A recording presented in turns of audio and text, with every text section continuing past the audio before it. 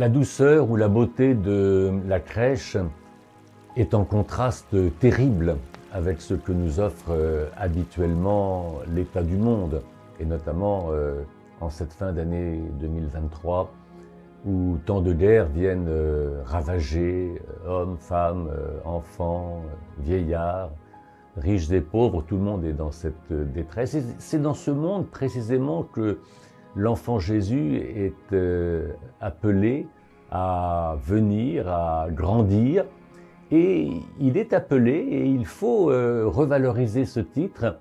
Au milieu de la crèche, nous avons le prince de la paix. Prince au sens, il est le premier. Voilà, il est le premier à apporter de manière inconditionnelle le don de la paix. Or, nous comprenons que dans n'importe quel conflit de ce monde, dès que nous mettons des conditions, nous n'arrivons pas à ouvrir le chemin de la paix. La véritable paix, c'est une paix sans conditions.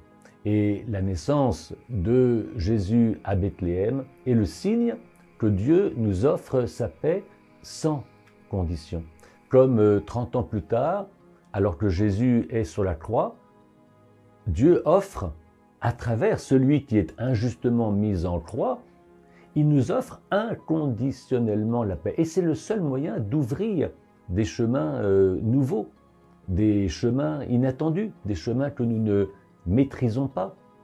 Et nous le chantons lorsque, devant la crèche, nous avons sur nos lèvres et dans notre cœur les paroles du « Gloire à Dieu ». Je les redis un tout petit peu différemment. Gloire à Dieu au plus haut des cieux et sur la terre, c'est-à-dire que Dieu puisse être reconnu comme apportant sa paix en Jésus-Christ de manière inconditionnelle. Et alors, paix sur la terre aux hommes de bonne volonté ou aux hommes qu'il aime. Puisque Dieu fait le premier pas, nous pouvons nous aussi esquisser un premier pas vers une terre inconnue, mais une terre, notre terre, où la paix est invitée à germer, à se développer et à donner de beaux fruits. Mais il faut expérimenter en chacun d'entre nous cette nouveauté de l'aventure, en faisant des gestes de paix, en goûtant l'idée que cette paix est gratuite. À ce moment-là, nous entrons dans ce monde nouveau. C'est ce monde-là dont Dieu est le créateur. C'est ce monde-là dont Dieu est le garant et le sauveur. Quelle joie d'entrer dans ce geste de paix.